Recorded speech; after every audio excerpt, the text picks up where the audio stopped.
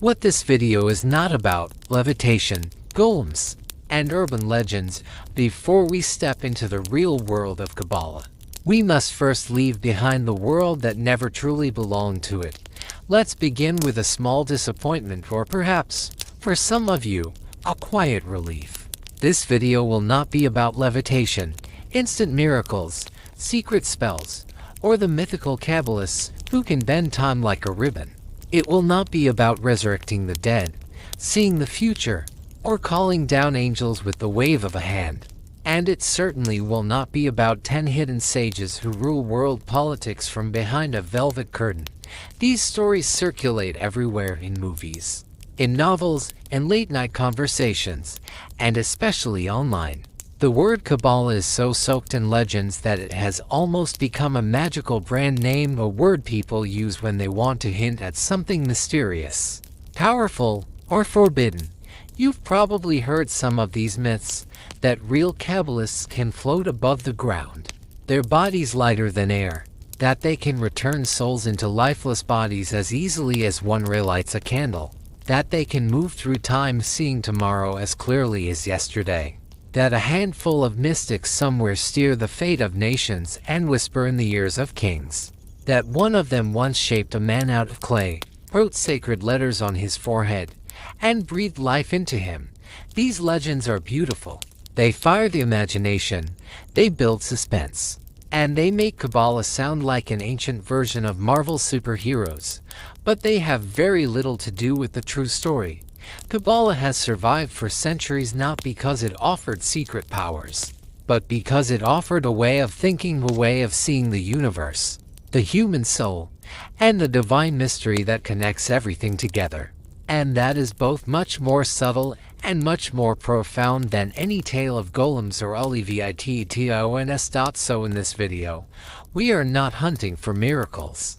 We are not chasing whispered rumors or mystical special effects. Instead, we are asking deeper questions. Where did Kabbalah actually come from?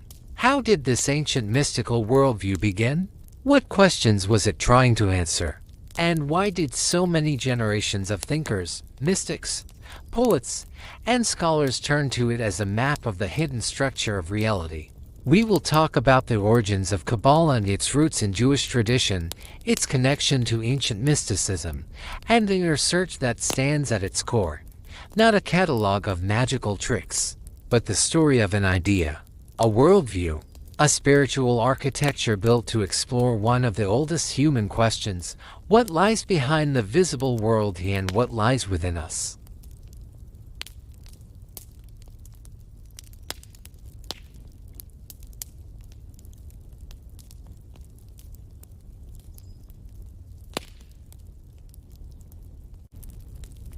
What is Kabbalah? So, what is Kabbalah?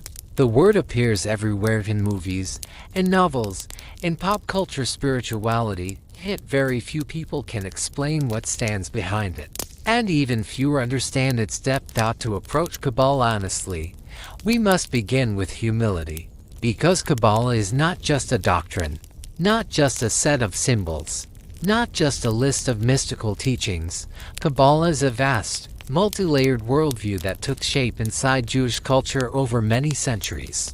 It is a bridge between scripture, philosophy, mysticism, and the human experience of the sacred. At its heart, Kabbalah is mystical and visionary. It speaks about hidden structures of the universe, the architecture of the soul, and the divine presence that flows through all things.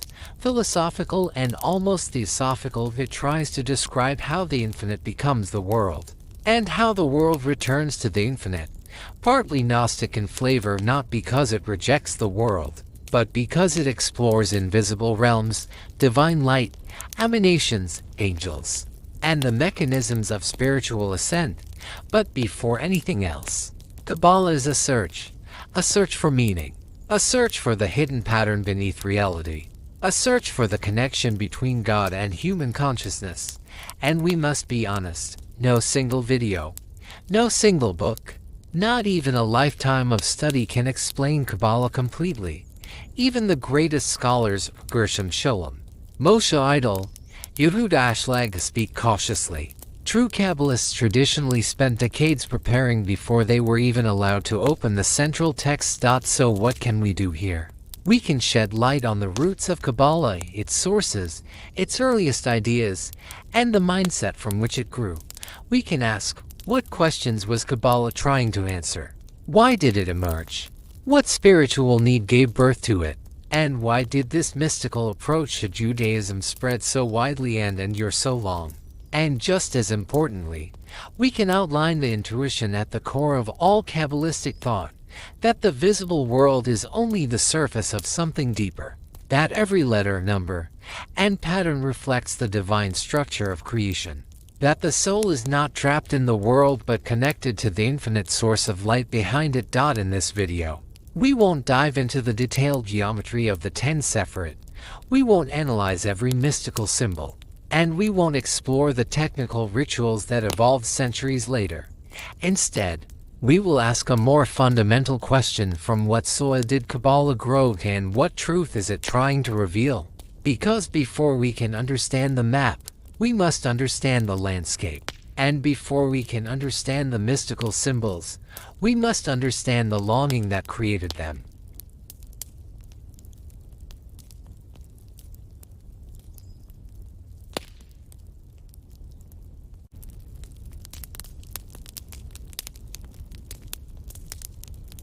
The meaning of the word Kabbalah. Before we dive into mystical visions, heavenly ascents, and hidden worlds, we must pause at the most fundamental place, the word itself, because the name of this tradition already contains its essence. In Hebrew, Kabbalah comes from the root lekabal, to receive. It also means a transmission, a handed-down teaching, something received from earlier generations. This single word reveals something crucial. Kabbalah is not a system someone invented. It is not the product of one genius thinker, one mystical prophet, or one secret order. Kabbalah is a lineage, a chain of teachers and students, a body of knowledge passed, whispered, guarded, commented upon, expanded, and reinterpreted over centuries. A tradition that claims to preserve the deepest insights into how the universe is structured and how the divine interacts with creation. And this already sets Kabbalah apart from the way it is often portrayed in our modern world. Today, Kabbalah rattles around in places far from its roots, in glossy self-help books, on celebrity bracelets, in meditation studios, and in slogans that promise instant enlightenment, better relationships, or cosmic success. But historically and essentially, Kabbalah is something else entirely. It is anchored in 3 pillars. 1. The Hebrew language, not just as a means of communication, but as a sacred technology. In Kabbalah, Hebrew letters are understood as the building blocks of creation itself, spiritual forces that existed before the world and through which the world came into being. Point 2. The Jewish Bible. Tanakh. Kabbalah is unimaginable without the foundational stories, laws, symbols, and metaphysical hints embedded in Scripture, especially in the Torah, which Kabbalists see as a multidimensional text layered with hidden meaning. 3. The rigorous discipline of Jewish study. For centuries, Kabbalah was considered the crown of Jewish scholarship, something only studied after decades of immersion in Torah, Talmud, ethics, and philosophical introspection. It was never meant to be a shortcut. It was the final ascent, after a lifetime of preparation. Because Kabbalists weren't simply reading texts, they were mapping out the divine architecture that those texts hinted at. Tradition with deep roots. Historically, Kabbalah reaches its early crystallization through several key works, each representing a milestone in the development of Jewish mysticism. Sefer Yetzirah, the Book of Creation, perhaps the earliest of all, describing the universe built from 22 Hebrew letters and 10 primordial numbers. Sefer HaBahir, the Book of Brightness, a mysterious, fragmentary text that introduces many of the concepts that later flourish in Kabbalistic symbolism. The Zohar, the Book of Radiance, a monumental, poetic, enigmatic work that becomes the crown jewel of Kabbalah. It reimagines the Bible as a cosmic drama and lays out the full structure of the Sefer, the divine energies through which creation unfolds. Each of these books reflects centuries of thought, devotion, speculation, and visionary imagination. Each builds upon earlier traditions, biblical, apocryphal, philosophical, mystical, and each adds a new layer to the idea that the universe is not random, but structured, intelligible, permeated with divine meaning. Kabbalah, then, begins with a simple revelation. This wisdom is not invented, it is inherited. It is received not from any human authority, but from the tradition that claims to trace itself back to the earliest encounters between humanity and the divine.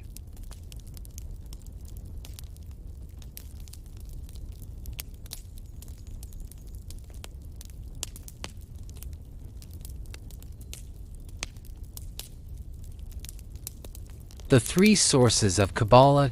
If Kabbalah is a received tradition, then a natural question follows: received from where?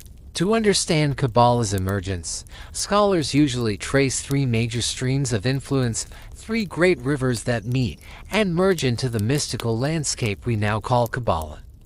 Each of them shaped it, but one rose far above the rest, becoming its central lifeline. 1.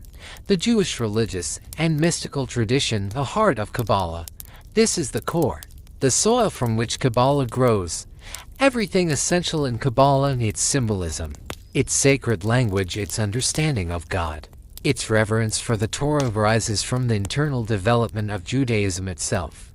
This includes the Hebrew Bible, Tanakh, especially the Torah, oral Torah, Mishnah, Talmud, Midrash, early Jewish mysticism, the visions of Ezekiel, the apocalyptic journeys of Enoch, the Merkabah chariot mystics who sought to ascend to the divine throne, temple traditions, liturgy, and centuries of rabbinic interpretation for Kabbalah. These aren't just historical texts. They form the living grammar of creation, the sacred architecture of reality itself. Every other influence bends to this one. Every philosophical idea must harmonize with Scripture. Every mystical insight must be anchored in the language of the Torah. This is why Jewish tradition is not merely one source among three. It is the foundation on which everything else rests. 2. Neoplatonism, the architecture of emanation, beginning in late antiquity. Jewish thinkers encountered the powerful current of Greek philosophy, especially Neoplatonism, the school of Plotinus and his followers. From Neoplatonism, Kabbalah drew several crucial ideas: the one and utterly transcendent, infinite divine emanation, the idea that the universe unfolds from the divine in stages, like light flowing from the sun. Souls descend, the notion that human souls originate in the higher realms and descend into the material world, longing to return to their source. Kabbalah takes these ideas but reshapes them within Jewish theology. The Neoplatonic one becomes Ein Sof, the infinite. The emanations become Sefer, the 10 divine attributes or channels. The soul's descent becomes the drama of human spiritual exile and its return, the heart of Kabbalistic practice. Greek philosophy provided the metaphysical scaffolding, but Kabbalah built an entirely Jewish universe upon it. 3. Gnosticism, like parallels of hidden light. The third stream is Gnosticism, the wide family of mystical movements that flourished in the first centuries of the Common Era. While Judaism and Gnosticism were often in tension, their symbolic worlds sometimes overlapped. Scholars point out numerous resonances, hierarchies of heavens and spiritual realms, chains of emanations, Gnostikians, Kabbalistic Sephiroth, presence of a divine spark within the human being, journey of the soul through higher worlds. These similarities don't mean Kabbalah copied Gnosticism. Rather, both traditions responded to the same ancient questions. What is the structure of the invisible world? How does the divine relate to creation? Why does the human soul feel exiled? And how does it return home? Kabbalists took some imagery familiar from Gnostic traditions, but purified it, reinterpreted it, and firmly anchored it in Torah. A Jewish transformation of many streams. It would be a mistake to see Kabbalah as a patchwork of borrowed ideas. Instead, it is a grand transformation. It uses philosophical tools, it echoes mystical symbols from surrounding culture, it draws on ancient apocalyptic visions, but it reorganizes everything. are on one gravitational center.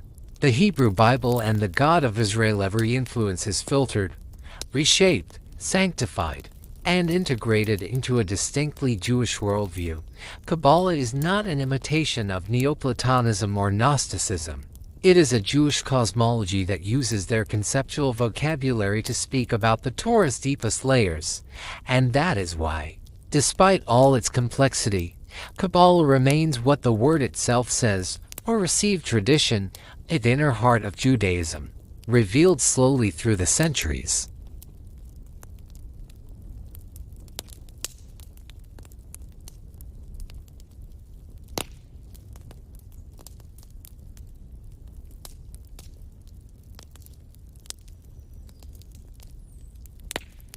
The foundation of foundations, Torah and its levels of understanding, if we want to understand Kabbalah not as rumor, not as pop spirituality, but as a real intellectual mystical tradition. We must begin the same way Judaism itself begins, with the Torah. This is where everything starts. And without this beginning, nothing that follows in Kabbalah will make sense. The Torah, what it is, and why it matters. When people say Torah, many imagine a single scroll. And yes, in its simplest form, the Torah is the first 5 books of the Hebrew Bible: Genesis, Bereshit, Exodus, Shemot, Leviticus, Vayikra, Numbers, Bamidbar, Deuteronomy, Devarim. But Torah is much more than a collection of ancient texts. It is the spine of Jewish religious life, the pulse of Jewish thought. The very word Torah comes from a Hebrew root meaning to guide, to instruct, to direct. In other words, Torah is not just a story, it is a teaching, a path, a map of reality. In Jewish tradition, the Torah is the primary revelation given to Moses on Mount Sinai, the foundation of Jewish faith and law, the sacred text through which God communicates His will to humanity. But here is the first crucial secret. Torah is not only a text, it is a multidimensional universe. To Torah, the written and the oral, Judaism always speaks not of Torah, but of Torah to one, the written Torah, Torah Shebiktav. This is the text itself, the scroll, the words, the stories, the laws. 2. The oral Torah, Torah Shebil Pam. This is something very different, the living interpretation, transmitted through generations. The vast ocean of commentary, explanation, debate, and mystical reading. The oral Torah includes Mishnah compiled around 200 CE, Talmud both Jerusalem and Babylonian 3rd-6th century CE, Midrash early interpretive traditions and narratives. This is where the meaning of the Torah unfolds, generation after generation, expanding, deepening, transforming. The written Torah gives the words, the oral Torah gives the keys. And already here we arrive at a fundamental insight. The Torah is not complete without its interpretation. The text is not the whole story, the meaning is a world of its own. This gap between text and meaning is exactly the doorway through which Kabbalah later enters. Levels of meaning from surface to mist. Right. Jewish tradition teaches that the Torah can be understood on different levels. A simple verse may look clear enough on its surface, but beneath it lie deeper and deeper layers, some visible, some hidden, some accessible only to those prepared to receive them. Over the centuries, these layers were described using various terms, but the most famous system is known as PARDS, an acronym for 4 dimensions of interpretation.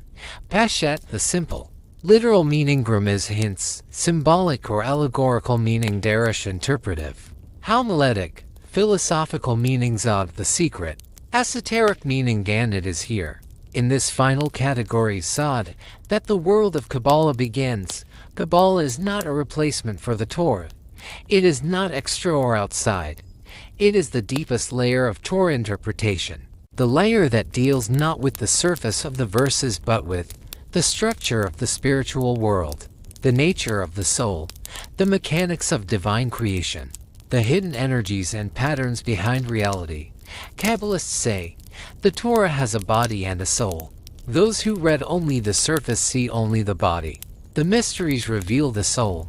Where Kabbalah fits in, that Kabbalah emerges precisely because the Torah, taken only at the surface level, leaves enormous questions unanswered. How is the spiritual world constructed? What is God's relationship to creation?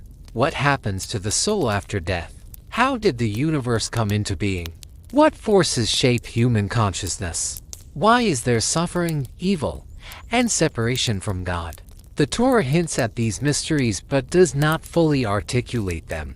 The early mystics, apocalyptic writers, and later kabbalists felt compelled to search for what lies beneath. Thus Kabbalah is born not from fantasy, but from the hunger to understand the deepest layers of revelation, the layers only hinted at in the written text, but explored fully in the mystical tradition. The text is alive at its heart. Kabbalah insists on one revolutionary idea: the Torah is a living, breathing expression of divine wisdom. Its words are not only history but metaphysics. Its letters are not only symbols but energies. Every word is a world. Every letter is a spiritual force. Nothing is accidental, nothing meaningless, nothing random. And this is why the Torah, in the eyes of the Kabbalists, is not merely a book, it is the blueprint of creation. And to study it deeply is to peer into the inner workings of the universe itself.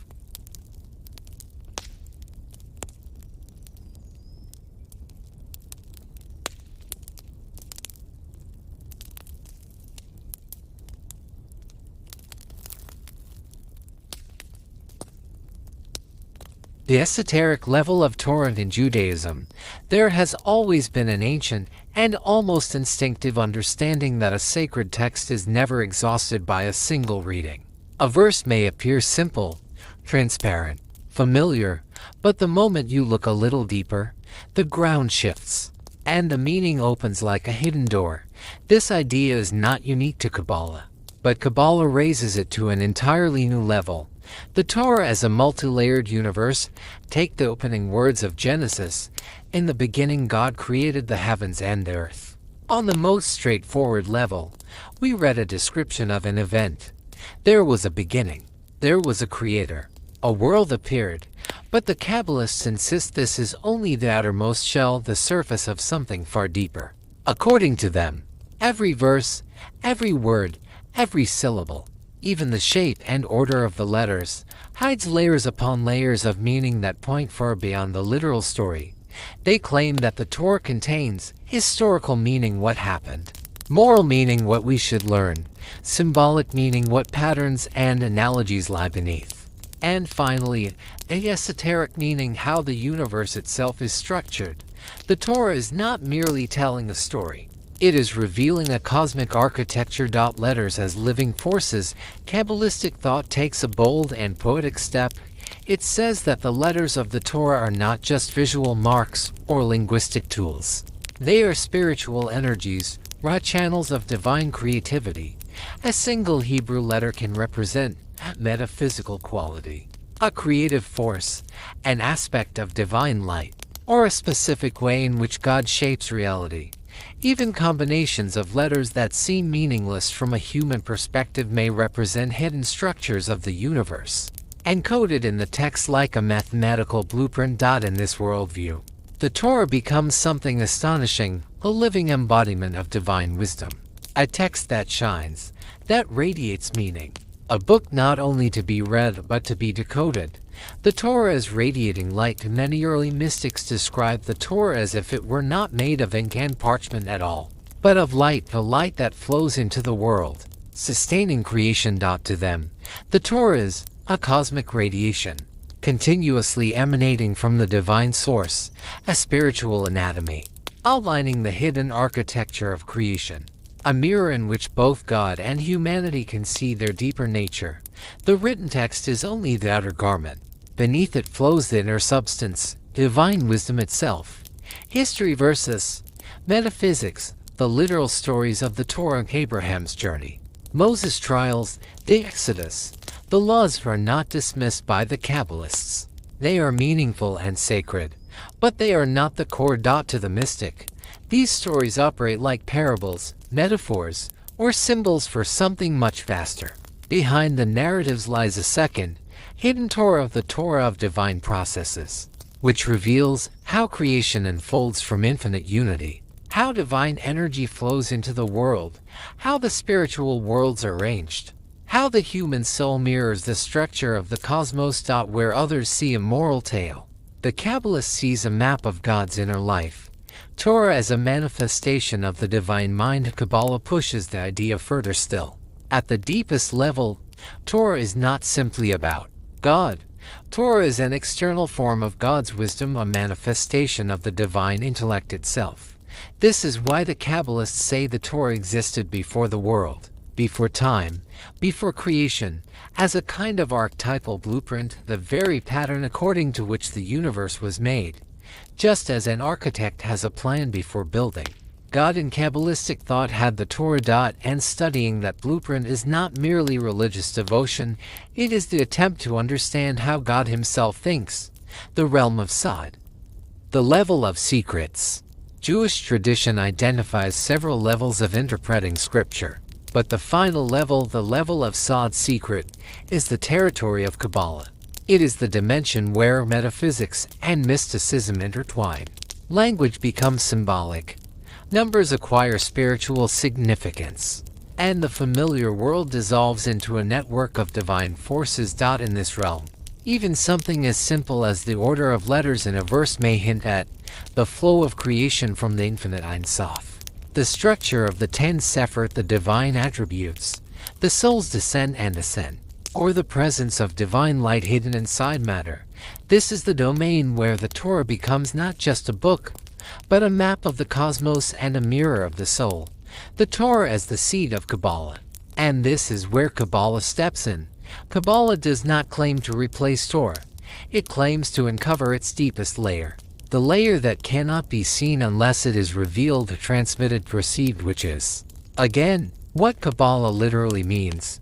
Thus, the simple reading gives moral instruction. The interpretive reading gives philosophical insight. The esoteric reading gives metaphysical understanding, and the Kabbalistic reading seeks to peer directly into divine wisdom itself. In this sense, Kabbalah is not something added to Torah. It is what the Torah looks like when read with the eyes of the soul.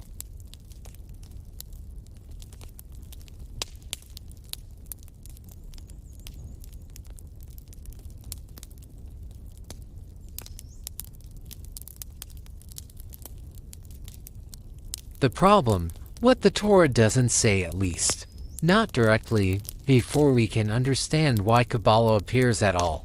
We must pause and look at something surprisingly simple, almost strange about the Torah itself. For all its sacred authority, for all the centuries of commentary built upon it, the Torah is remarkably silent about many of the questions that religious imagination naturally asks. If you read it straightforwardly, without mystical lenses, you begin to notice not only what it says, but what it avoids saying. And it is this silence, this vast territory of unspoken mysteries, that later generations feel compelled to explore. Kabbalah, in many ways, grows precisely out of these gaps. The Torah doesn't outline the structure of the spiritual world for a text considered the ultimate divine revelation. The Torah offers almost no systematic description of the universe beyond the visible. It rarely tells us what the heavens contain, how many layers there are, what beings dwell in them, or how divine energy flows through creation. It presents God as sovereign and present, yes, but it does not give a technical map of the cosmos. It simply assumes that the reader knows far less than they would like to know. Angels appear, but only as brief shadows, yes. Angels show up in the stories of Abraham, Jacob, Moses, and others, but they appear abruptly, almost anonymously, messengers, not metaphysical beings with defined roles or ranks. There is no angelic hierarchy, no choirs, no fiery thrones or cosmic guardians. Demons, in the later Jewish or Christian sense, barely appear at all. To anyone expecting a full supernatural manual, the Torah feels shockingly minimalist. The Torah is nearly silent about the afterlife. This is perhaps the most striking omission. It offers only hints, faint and brief. It does not systematically describe what happens to the soul after death, where the righteous go, what punishment means, how resurrection works, or what the world to come looks like. Later traditions speak of heaven, hell, resurrection, and judgment. But the Torah says almost nothing about any of these. Little to no apocalyptic vision. There is also no detailed description of the end of the world, no final battle, no messianic timetable, no cosmic reckoning. The prophetic books outside the Torah will later develop these ideas. But the 5 books themselves remain largely focused on earthly life. What the Torah does focus on instead of metaphysics. The Torah concentrates on the creation of the world, the unfolding history of Israel, liberation from Egypt, the giving of the law, the covenant between God and his people, and the moral and ritual obligations that shape daily life. Its center of gravity is law, identity, and communal story, not cosmological explanation. But human imagination wants more. Despite this, humans naturally hunger for answers that go beyond rules and narratives. People want to know what lies in the invisible world above the sky. What fills the space between God and humanity? What happens after we die? What are angels made of? How does divine presence move through creation and reach the soul? These questions push beyond the literal Torah and into the realm of speculative vision. Where did ancient Jewish thought go searching? Since the Torah leaves these mysteries mostly unexplored, early Jewish thinkers began to look beyond its literal surface. They turned to manuscripts on the edges of canon, writings that were respected but not officially included in Scripture. These texts are known as APOC or YPHA. It is in these books that the gates of the invisible world begin to open. In the Apocrypha, we suddenly find detailed accounts of heavenly palaces and fiery realms, ranks of angels and spirits, throne visions filled with radiance, journeys of the soul beyond the physical world, and cosmic secrets whispered to chosen seers.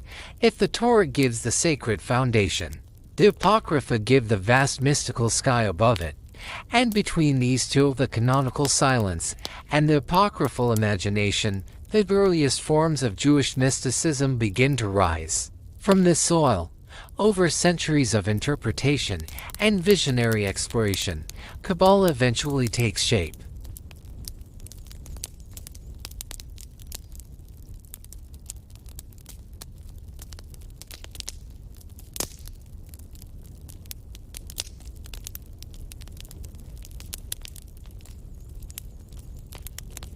Where the spiritual world opens, Enoch, and the heavenly palaces. To understand how Kabbalah was born, we must step for a moment outside the official boundaries of the Hebrew Bible and enter a shadowy, fascinating world, the Apocrypha.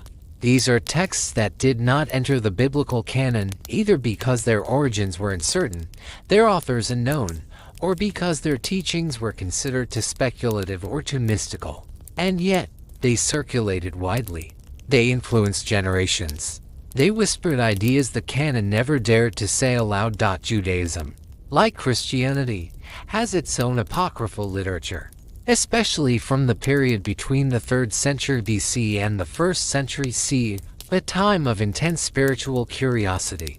Among these works, none shaped early Jewish mysticism as profoundly as the books of Enoch. The 3 books of Enoch, a hidden map of the invisible world. There are 3 texts traditionally associated with Enoch, each preserved in a different cultural setting. 1 Enoch, Ethiopian Enoch, preserved mainly in Ge'ez, a composite work dating from around the 2nd century BC. 2 Enoch, the Slavonic Enoch, surviving mainly in Old Church Slavonic manuscripts. 3 Enoch, a Sefer Hekalit, the Book of the Heavenly Palaces, preserved in Hebrew within the early mystical Hekalit literature. Together, these texts create a breathtaking spiritual cosmology that has no equivalent inside the Hebrew Bible itself. Enoch, a silent figure, becomes a cosmic hero in the book of Genesis. Enoch is mentioned almost casually. He walked with God, and then he was no more, for God took him. That's all. But the Apocrypha transformed that single sentence into an epic spiritual journey.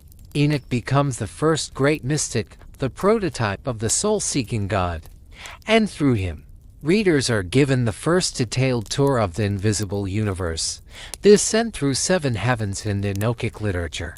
The quiet patriarch is taken alive into heaven. His ascent is not symbolic. It is described as a literal journey, stage by stage, through the 7 heavens. Each heaven is radiant, terrifying, filled with beings of immense power, and structured like a palace or temple. These palaces, Hakhalat, give their name to one of the earliest Jewish mystical traditions, Hakhalat mysticism, or the mysticism of the heavenly palaces, a hostile reception. Angels who do not love humans, contrary to modern soft-focus angel imagery. The angels of the Enochic texts are not gentle guardians with feathery wings. They are beings of overwhelming fire, thunder, and authority.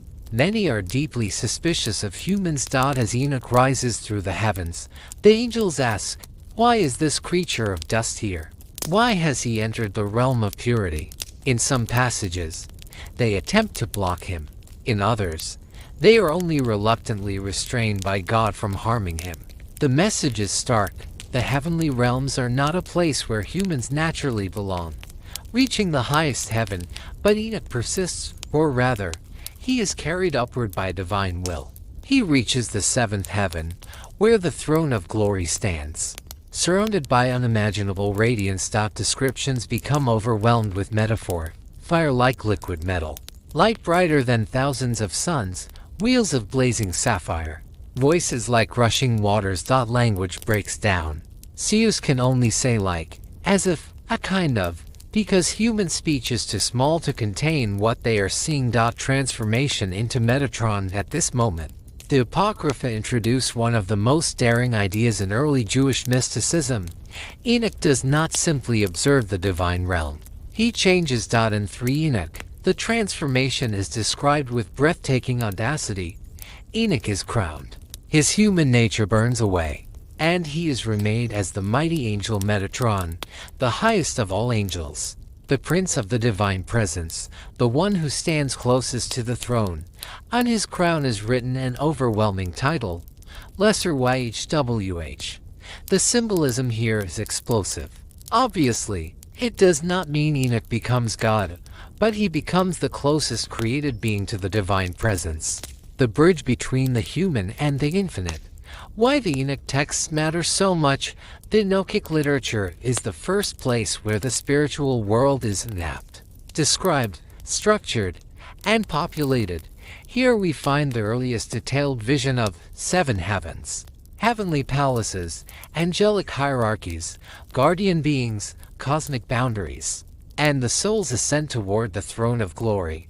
The Torah does not give this kind of mystical architecture. The Enoch books do, and once they appear, they open the door to centuries of exploration. The seed from which Kabbalah will grow. Everything in the early mystical imagination begins here. The idea that the universe has hidden layers, the notion that divine light is structured, the concept of ascent toward God, the belief that humans carry a divine imprint, and the intuition that the deepest truths lie beyond literal texts. From these apocryphal visions, Jewish mysticism takes shape, and centuries later, Kabbalah will take these early patterns of the heavens, the palaces, the ascent, the divine radiance, and transform them into its own intricate spiritual map. In Enoch, the door to the unseen world opens for the first time. Kabbalah will later walk through that door and build an entire universe on the other side.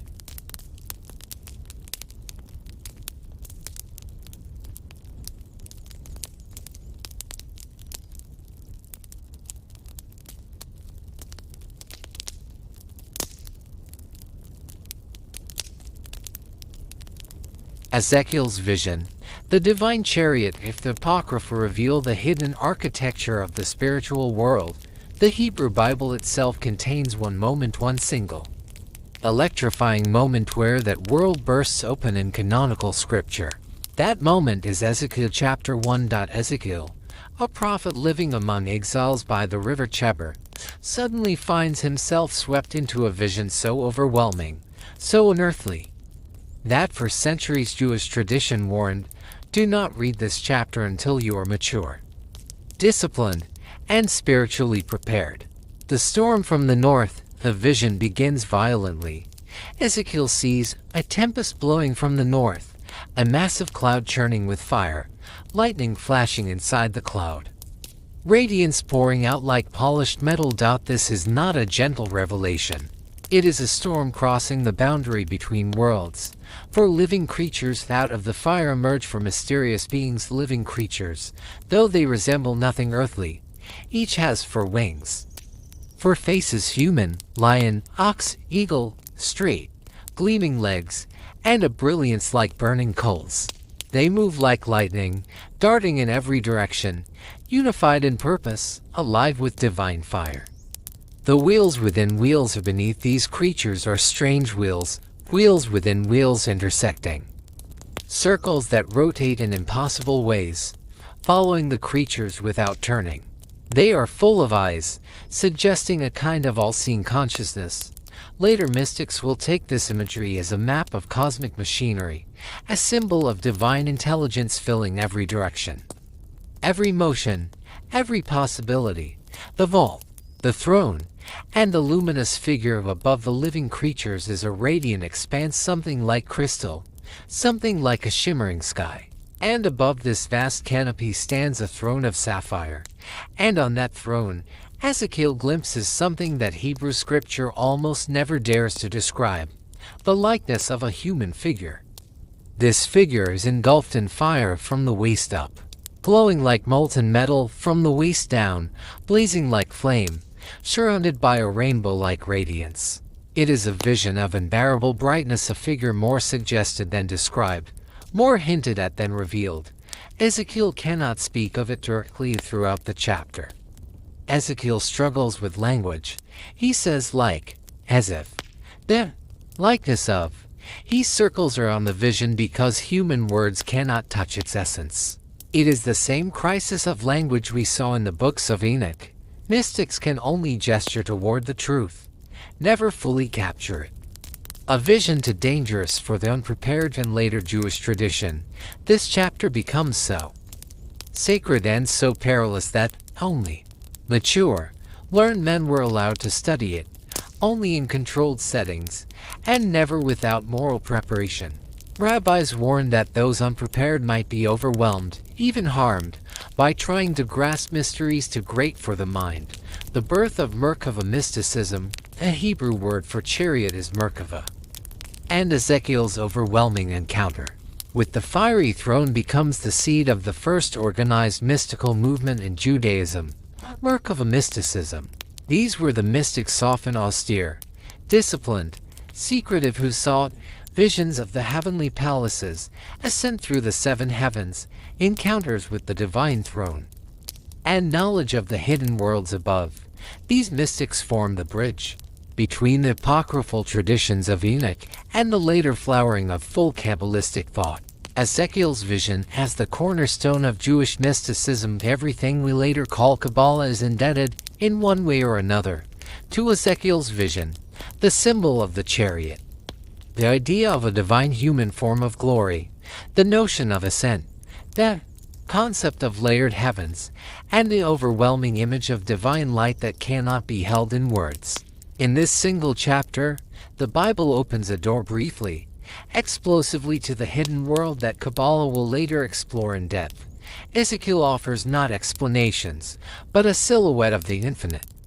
A fiery throne, a human-like radiance, a mystery that calls to the mystic's imagination.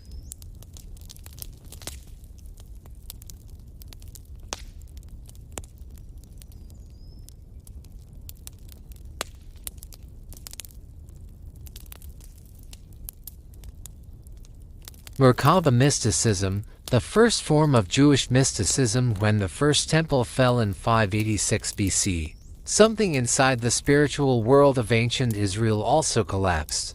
The temple had been the axis of worship, the center of sacrifice, the beating heart of religious life. And suddenly, the holy city was in ruins. The people were exiled to Babylon, and the old, solid structures of faith became shattered fragments. In this spiritual vacuum, something profound began to form, something more inner, more intimate. more visionary than anything that came before, a new kind of spiritual search, without a temple, without a homeland, without the rhythms of sacrifice and pilgrimage. The Jewish imagination turned inward. People began to ask, where is God when the holy place is gone? How can the divine be encountered if not through offerings and priests? Is there a way to ascend inwardly when one cannot ascend physically? Somewhere between the late Second Temple period and the early centuries of the Common Era, a small group of seekers arose who tried to answer these questions in ways both bold and dangerous. These were the Merkabah mystics, practitioners of the earliest known Jewish mystical tradition. Closed circles of the visionaries. The Merkabah mystics did not form a public movement. They were not rabbis teaching masses, nor prophets addressing kingdoms. They were small, secretive circles, scattered across the Jewish world, sharing techniques, prayers, and guarded knowledge, practicing a discipline known only to the few who dared to undertake it.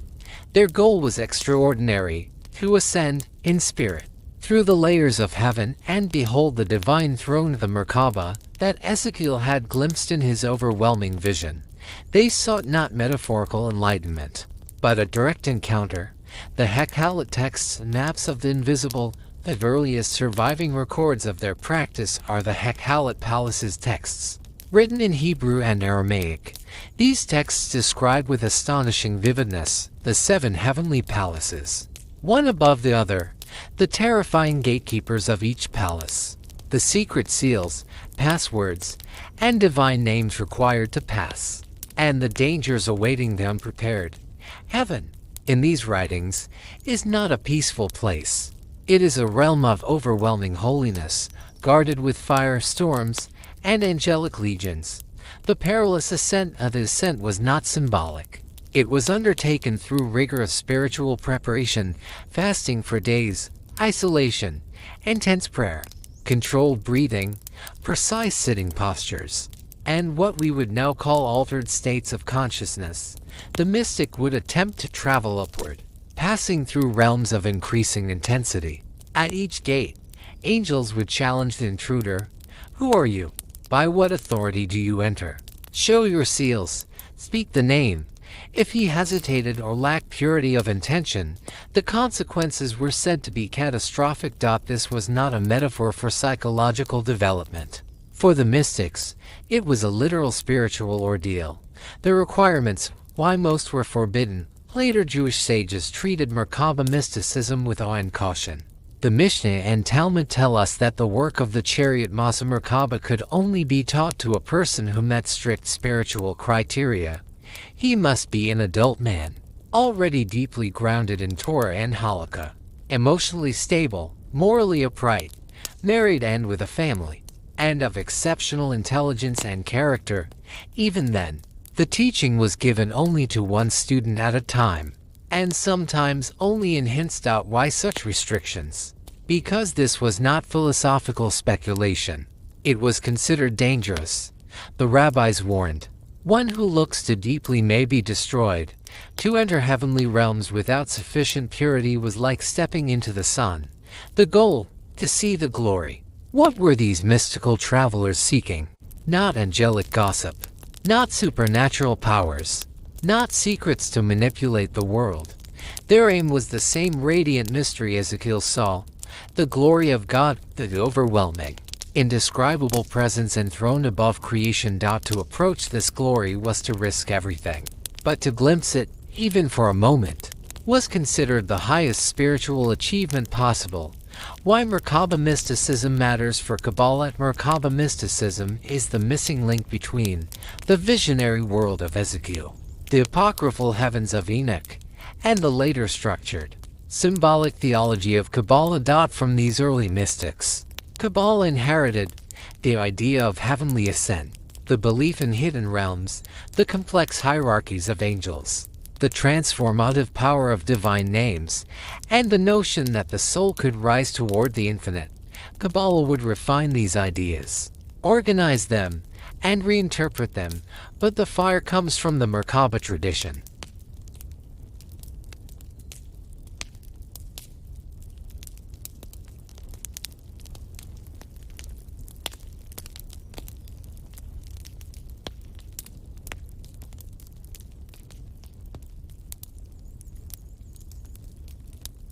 The main secret, ascent to heaven, is to descend into yourself. Here we reach one of the most beautiful and unsettling ideas in early Jewish mysticism, an idea that Kabbalah will later make absolutely central. On the surface, the mystic's journey is always described as an ascent. He rises through the seven heavens, passes through palace after palace, faces blazing angels and gatekeepers, and finally dares to approach the throne of God, wrapped in light. Everything in the language suggests upwards, higher, beyond, above the clouds, closer to the source. But then we notice a strange detail. In some of the earliest descriptions of Merkabah practice, the mystic's body is placed in a very specific position.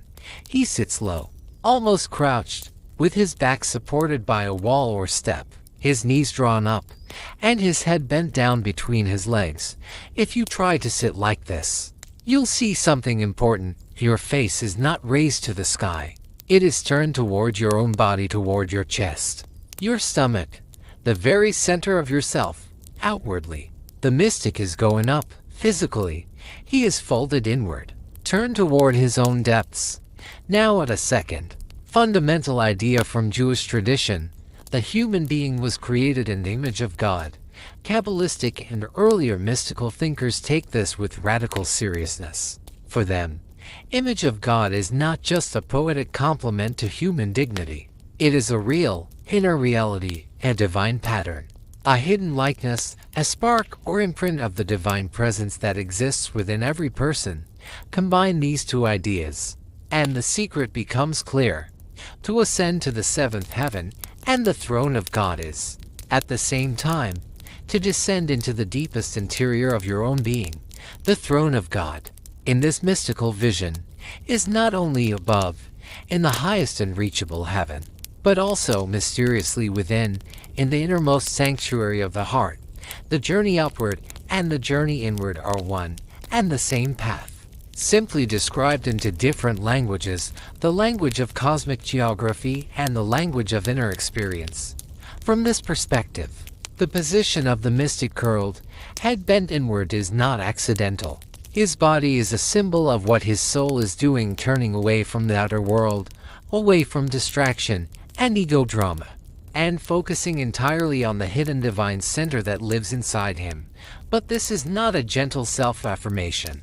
You don't simply meet God inside and feel validated in everything you already are. As you move toward that inner divine image, something else has to happen. Everything in you that is false, clinging, petty, narcissistic, and self-obsessed must begin to burn away.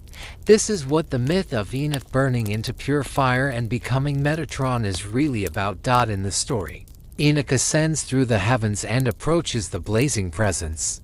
The closer he comes, the more the divine fire consumes his old form. His human body can no longer withstand the proximity of God. His old identity cannot survive that intensity of truth and light. He is transformed into flame, into an angelic being, into the lesser YHWH. On the symbolic level, this means drawing near to God is a kind of death for the false self, the shallow I we normally protect and worship. At the same time, it is a rebirth into a deeper identity that reflects divine qualities more clearly: compassion, clarity, justice, love, inner freedom. You don't become God, but you become more transparent to God, less opaque, less blocked, less caught in your own illusions. Kabbalah will later express this in a concise, paradoxical way. The higher you rise toward God, the deeper you descend into your true self, and the more you cling to your ordinary ego, the further away you remain from both. In other words, there is no authentic ascent to heaven that bypasses your own inner work. There is no genuine mystical experience that leaves your character, your ethics, your heart untouched. And there is no direct encounter with God that does not, at the same time, reveal you to yourself, sometimes painfully, sometimes gloriously.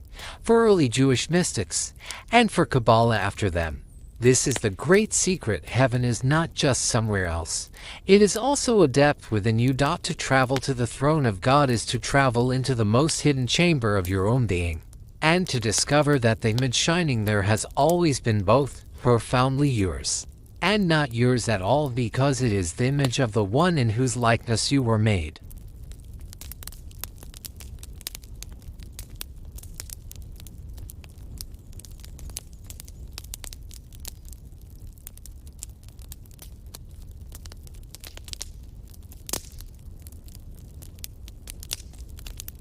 Sefer Yetzirah, the Book of Creation, and the 30 Paths of Wisdom. At some point between the 2nd and 6th centuries of our era, a small, almost fragile text appears in the Jewish world.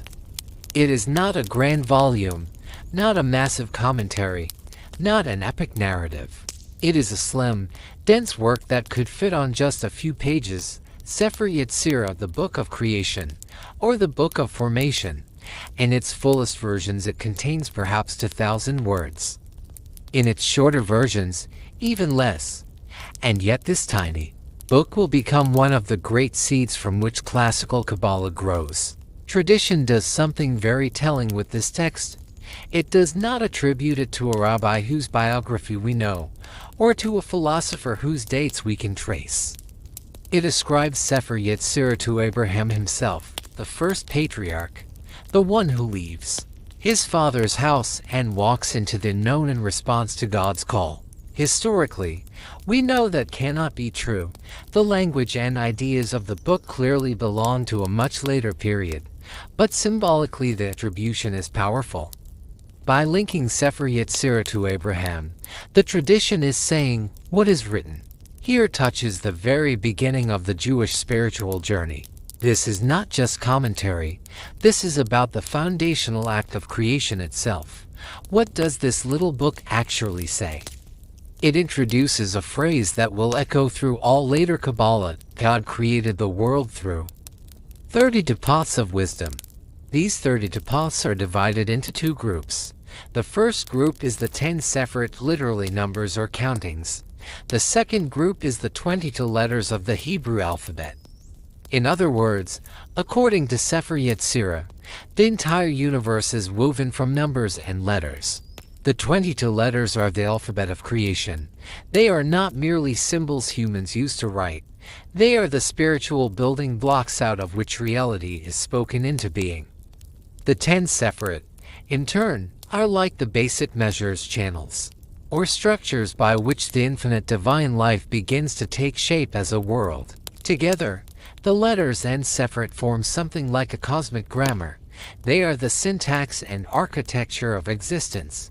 Here Kabbalistic thinking makes a bold and beautiful move. Many of us are familiar with the opening of the Gospel of John. In the beginning was the Word. The idea is that reality begins with speech, with meaningful articulation. Sefer Yetzirah goes one step deeper. Before there are words, it says, there are letters. Words are already structures. They point to things and events. Letters are the invisible atoms behind the words. We usually think in terms of objects: tree, river, house, soul. We might then move to concepts: life, justice, mercy, creation. Sefer Yetzirah suggests that beneath all of that lies something even more elementary: combinations of letters and numbers, patterns of divine articulation that we rarely see, but which shape everything.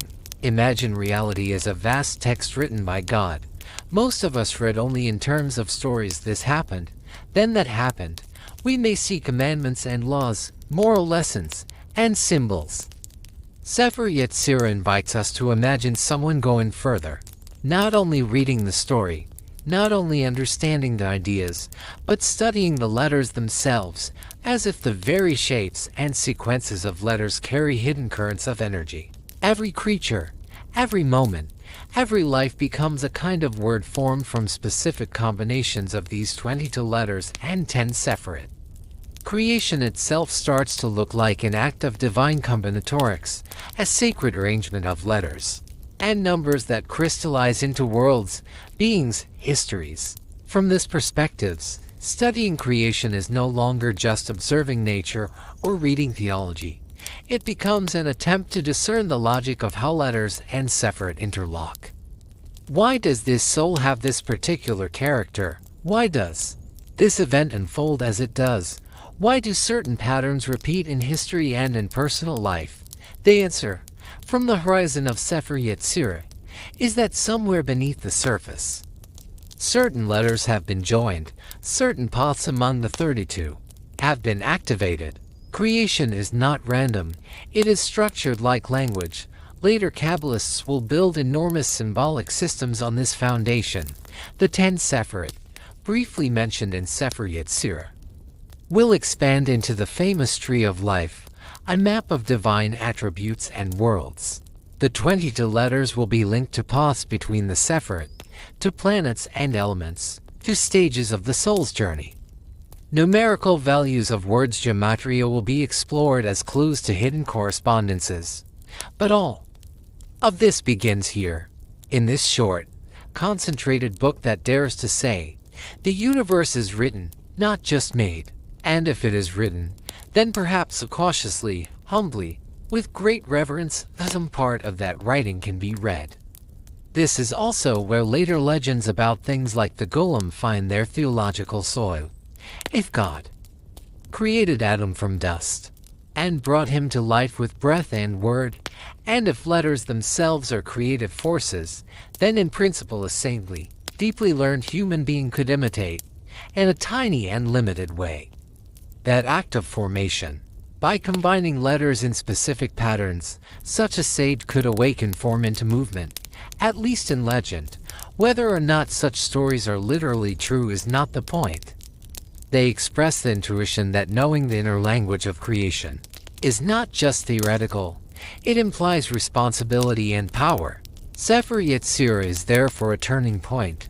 It shifts the focus of Jewish mysticism from visionary journeys alone like Enoch's Ascent or Ezekiel's Chariot to the structure of creation itself.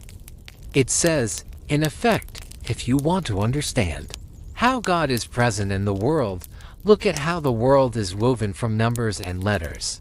And if you want to draw closer to God, learn to read that weaving, not only in the sacred text of Torah, but in the text of reality itself. From here, Kabbalah will move toward a grand vision, a universe where every detail, from the shape of a letter on a scroll to the pattern of a life, is part of a vast, luminous script written in the ink of divine wisdom.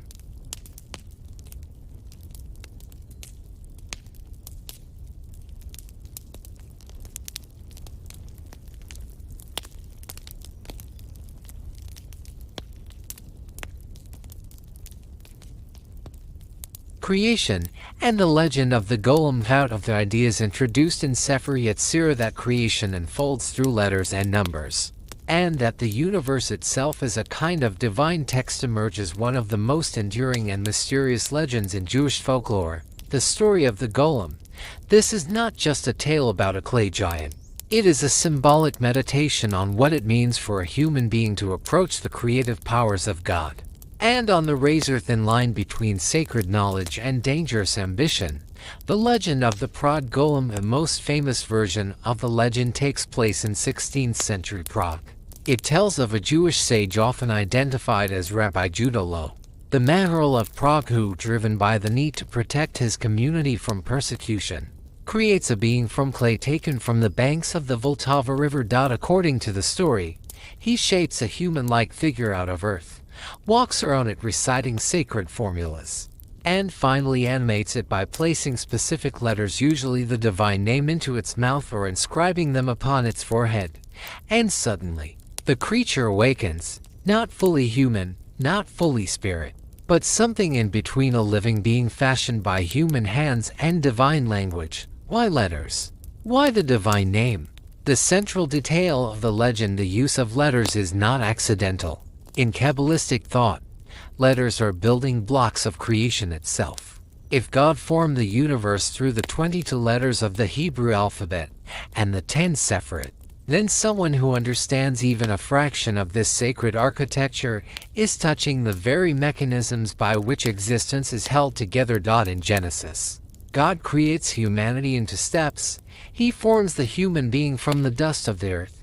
He breathes into him the breath of life. The Golem story mirrors this process. A rabbi forms the creature from clay, and instead of breath, He inserts the name, the letters that channel divine presence. The message is not that humans can literally manufacture life like machines. Rather, the story is pointing toward a deeper truth. The more we understand the language of creation, the closer we come to participating in God's creative work. But this is not without peril. The golem as a metaphor for power and responsibility. In many versions of the tale, the golem becomes increasingly powerful but increasingly uncontrollable. What begins as a protective servant slowly turns into a danger. The rabbi must remove the letters or reverse the ritual to decreate the creature. This escalation is symbolic. Understanding the letters of creation grants immense power. But without wisdom and humility, that power can turn destructive. Sacred knowledge is never merely information. It transforms. The one who carries it can overwhelm them. The legend warns that to approach divine knowledge is to enter territory where the human ego cannot be allowed to lead. The one who studies the foundations of creation must also refine their character, lest their understanding become a golem powerful, but without soul or direction. What the golem story really says about Kabbalah. The golem is not an instruction manual. Kabbalists did not teach people how to build clay servants. The story is, ultimately, an allegory about the creative potential hidden inside sacred letters, about the human longing to imitate the divine, about the ethical limits of spiritual power, and about the responsibility that comes with understanding how reality is woven, literally or metaphorically. The legend captures the heart of Kabbalah's mission, to understand the fabric of creation in order to repair it, heal it, and restore its harmony with God. The golem, in this sense, is a dramatic image of the tension between knowledge and humility, power and reverence, a reminder that true mystical understanding is not about domination, but about returning the world to balance. If you'd like, I can now continue with the next chapter 14, the Zohar and the classic model of Kabbalah, or proceed to any chapter from your outline.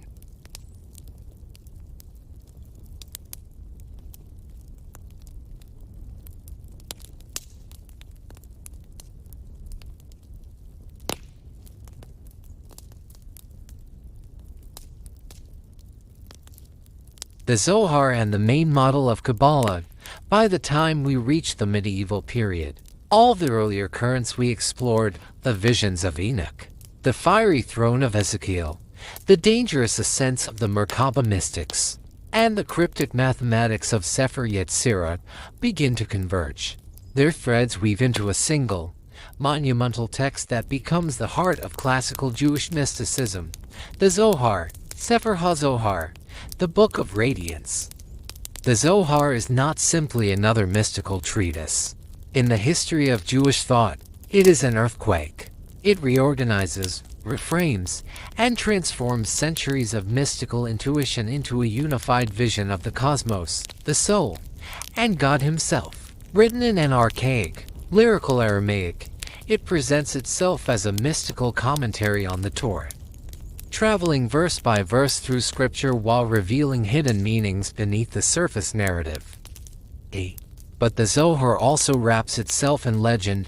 It claims to preserve the secret teachings of Rabbi Shimon Bar Yochai, a 2nd century sage who, according to tradition, hid in a cave for 13 years and was taught divine mysteries by the prophet Elijah. Historically, scholars believe the Zohar was composed in 13th century Spain, likely by Moses Delene and perhaps a circle of collaborators. But within Kabbalistic tradition, the text's origins are less important than its power. Whether composed by one medieval mystic or transmitted from an ancient sage, the Zohar became the definitive prism through which Jewish mystical ideas would be refracted for centuries. Ein Sof, the infinite beyond all description. At the core of the Zohar stands a distinction that becomes the foundation for all later Kabbalistic metaphysics. The text teaches that there is an ultimate divine reality called Ein Sof, literally endless, infinite. Ein Sof is not simply God as we imagine him. It is the aspect of the divine that lies beyond all form, beyond all image, beyond all attributes. About Ein Sof, Nothing can truly be said. No word applies. No idea captures it. It is the pure and bounded mystery that precedes creation and is untouched by it. This is not entirely alien to other mystical traditions. Philosophers speak of the One, Christian mystics of the Godhead, Buddhists of the unconditioned. But in Kabbalah, the relationship between the infinite and the revealed world becomes the central drama of reality itself. God as he reveals himself, while Ein Sof is unknowable, God does make himself known. Everything we can speak of divine wisdom, divine justice, divine compassion belongs to the realm of God as revealed, not God as concealed. These attributes are not separate beings. They are doorways, or windows, through which the infinite light becomes comprehensible. When we speak of God's mercy, God's power, or even God's will, we are speaking not of Ein Sof itself, but of the forms this infinite radiance takes as it interacts with the world. The Zohar describes this process using symbols of light, flowing water, mirrors, sparks, images that attempt to show how something infinite can clothe itself in finitude without ceasing to be infinite. The 10 Sefer, the tree of life, between the knowable, Ein Sof, and the manifest world stands the famous structure of the 10 Sefer. These are not parts of God and certainly not separate deities. They are more like channels, vessels, or modes of divine emanation, the way the infinite becomes present in the finite. The 10 Sefer are traditionally listed as Keter crown, the first impulse of divine will, Chokmah wisdom, the flash of intuitive insight, binal understanding, the womb of analysis, and formchest, loving kindness, overflowing generosity, Yetzirah of strength or judgment, limitation and discipline, Tiferet of beauty or harmony, the balance of mercy and strictness, Netzah hindrance, initiative, victorious Drivhad splendor, humility, resonance, Formisad foundation, the channel that gathers and transmits divine energy, Malkut kingdom, also identified with the Shekinah.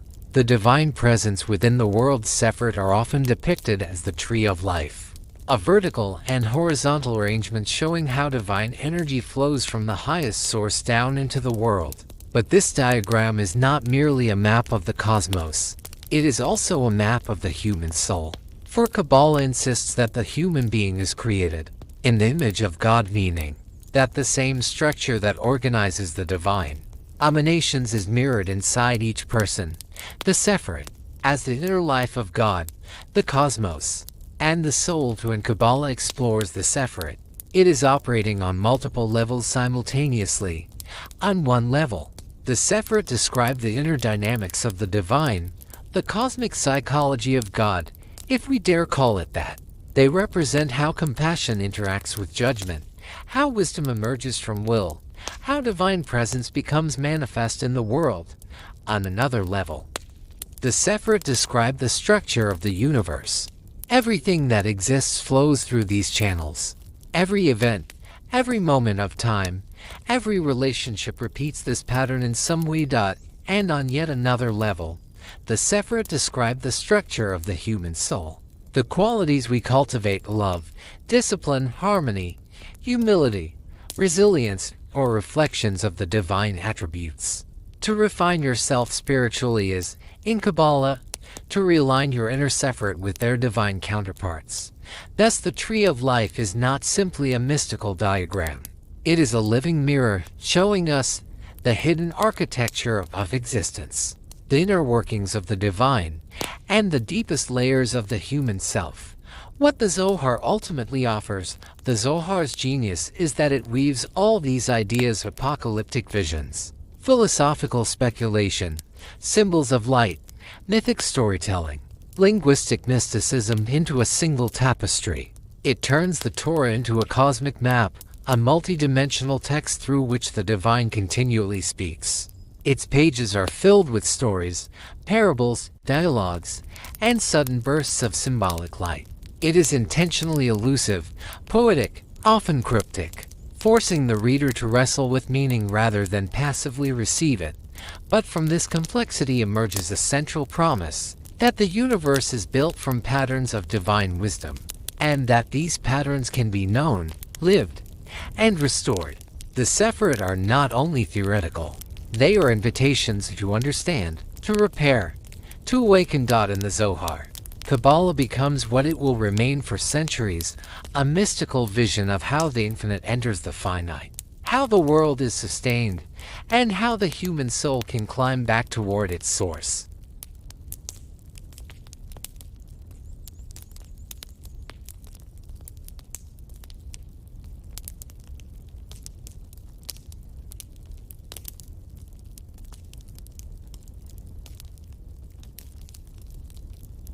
Creation as the emanation of divine light. When Kabbalah speaks of creation, it does not imagine a simple moment in which God, standing outside the universe, chooses to fashion a world out of emptiness.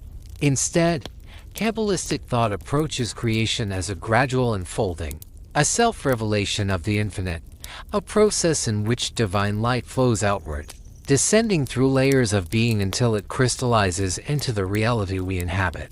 In this vision, creation is not external to God. It emanates from God, like light from a flame, distinct enough to be experienced, yet never fully separate from its source. At the beginning stands Ein Sof, the infinite, without boundary or definition, a fullness beyond comprehension. From this incomprehensible vastness, tradition says, a ray of light emerges. But even that is not quite right, because ray suggests direction and space, and Ein Sof transcends all spatial metaphors. Still, mystics speak this way to express something impossible to articulate. The infinite concentrates itself, narrows itself, and begins a process of self-disclosure. This primordial light flows into the structure of the 10 Sephirot. Each Sephira functions like a prism or a vessel, shaping the undivided light into a particular quality.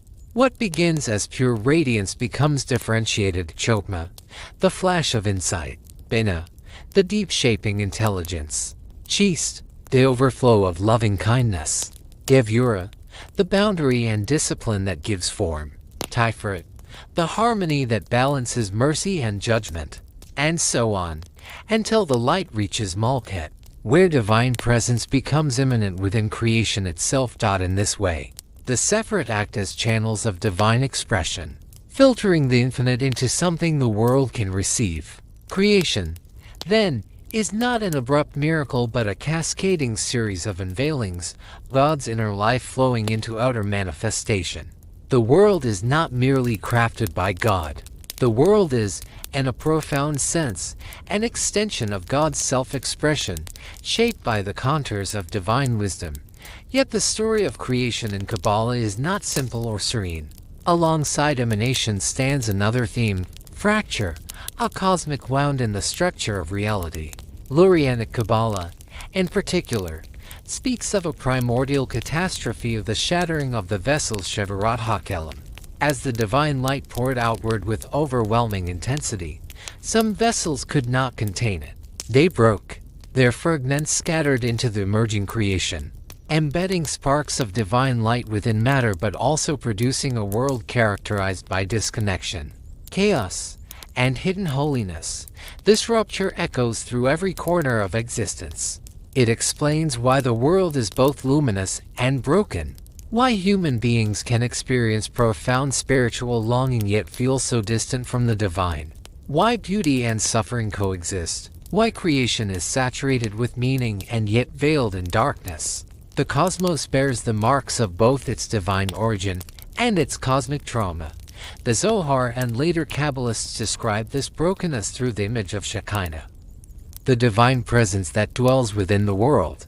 Shekinah is both here present in every breath, every creature, every human soul, and yet in exile, fragmented, obscured, yearning to be restored.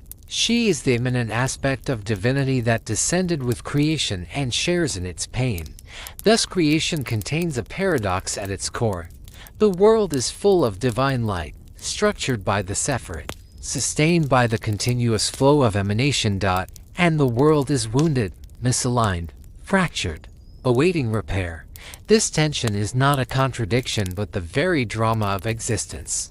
It sets the stage for one of the most important ideas in Kabbalah, that human beings, precisely because they contain divine sparks, participate in healing this rupture.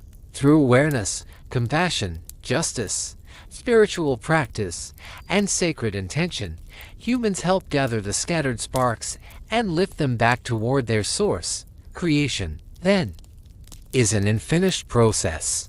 Every action, every choice, every moment participates in the ongoing work of restoring harmony.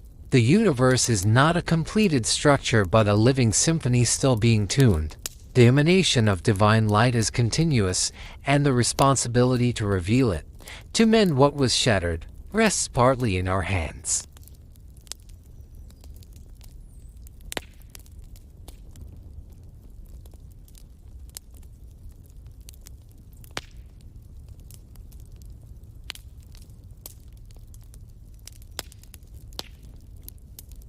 The central idea of Kabbalah, if one were forced to distill the vast ocean of Kabbalistic wisdom into a single drop of meaning, it would be this: God and creation are not two separate realities, they are mysteriously intertwined. Heaven and the inner life of the human soul reflect one another in profound, living symmetry, and the task of the human being is to recognize this connection and participate in its healing. This idea sounds simple. In truth, it carries the weight of centuries of mystical reflection. Kabbalah teaches that when the Torah says the human being was created in the image of God, it is not speaking in metaphor. The image is not merely ethical or symbolic, it is structural. Inside every soul lies a reflection of the Sefer, divine wisdom, divine compassion, divine strength, divine balance, divine presence. These qualities are not external concepts we strive to imitate. They are spiritual organs, hidden architecture, an inner tree of life through which divine light flows. Similarly, the letters and numbers through which God shaped creation are not abstract philosophical categories. They are the living codes of existence, the spiritual DNA of reality. Whenever a Kabbalist meditates on Hebrew letters, combinations of divine names, or the patterns of the Sefer, they are not visualizing symbols but tuning their perception to the inner mechanisms of creation. But perhaps the most profound insight is this: even in its brokenness, the universe is filled with divine sparks. These sparks were scattered through all realms during the primal rupture, the cosmic shattering that left creation fractured and incomplete.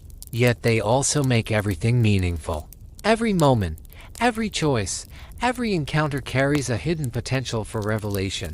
Studying Kabbalah, then, is not about collecting mystical trivia or learning secret diagrams. It is an ethical and spiritual undertaking. To understand Kabbalah is to accept a responsibility, to see the world as transparent to divine light, even when it appears ordinary or dark, to recognize that every human being is a meeting point of heaven and earth, to act in ways that help realign the world with its original wholeness. This work of spiritual repair has a name, one of the most important in all of Jewish mysticism: Tikkun. Restoration, mending, reparation. In Kabbalah, Tikkun is not an abstract ideal.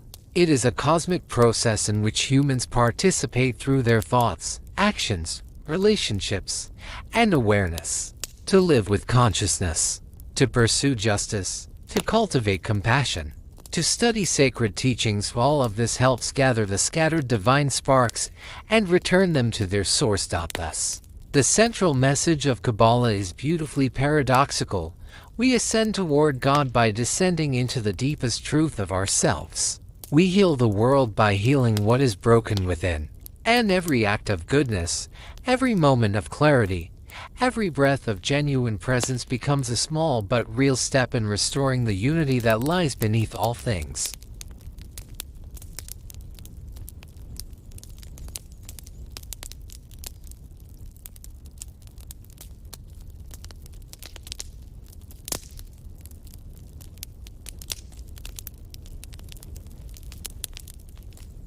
Tikkun Olam, repairing the world. We finally reach one of the most luminous and enduring ideas in all of Jewish mystical thought, a phrase that has traveled far beyond the walls of study halls and the pages of esoteric texts. Tikkun Olam, repairing the world, restoring the world, mending creation. In the Kabbalistic view, the world is not broken because it is evil or meaningless. It is broken because it is separated from its source, separated from its original harmony, separated even within itself. This separation appears everywhere, between God and creation, between the layers of the human soul, between people and each other, between what is and what ought to be. Kabbalah describes this condition through the symbol of the Shekinah, the divine presence that permeates all existence. According to the mystics, Shekinah is in exile, scattered in countless sparks throughout every corner of the world. These sparks are not merely metaphorical. They are the spiritual essence hidden inside all things, waiting to be seen, lifted, and restored. And here is the astonishing part: each human being is entrusted with a tiny piece of this cosmic repair.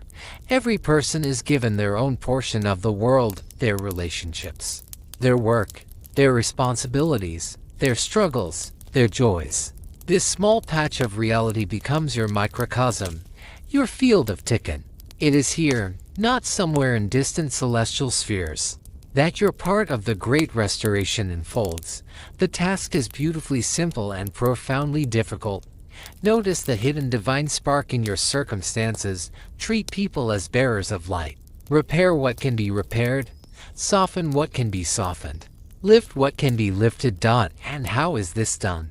Not through miracles, not through esoteric magic, but through the deepest forms of ordinary life, acting ethically even when no one sees, cultivating compassion, studying sacred texts to refine the heart, praying not to escape the world but to illuminate it, aligning one's inner life with the divine patterns expressed in the Sefer. Alongside Tikkun stands another beautiful concept: devekut, a clinging, cleaving attachment to God. Devekut does not require withdrawing from the world. It means living with a constant awareness that the divine presence is here in your thoughts, in the breath moving through you, in the people you encounter, in every moment of choice. To live in devekut is to let your heart remain slightly open to the eternal, like a window that never fully closes. Through this gentle attachment, the mystics say, you help draw heaven and earth closer together. In the end, Kabbalah is not merely a system of diagrams, Sephirotic maps, or ancient formulas. It is a way of looking at the world and a way of walking through the world. It teaches that the infinite has chosen to dwell inside the finite. The divine presence has hidden itself inside brokenness. And your unique, imperfect, deeply human life is not an obstacle to the sacred. It is the very stage on which the sacred can be revealed. To practice Kabbalah in its truest sense is to live so that every action, every word, every intention becomes a thread in the great repair, a quiet stitch sewing the world back into unity. That, in the most honest and humble way, is what Kabbalah ultimately asks of us.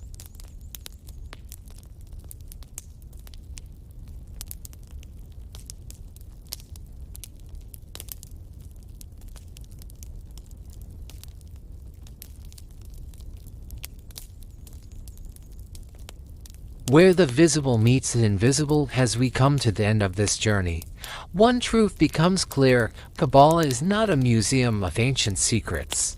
It is a living lens, a way of seeing the world and the self with deeper, more attentive eyes. We began with legends and misconceptions, levitation, miracles, clay giants, whispered conspiracies.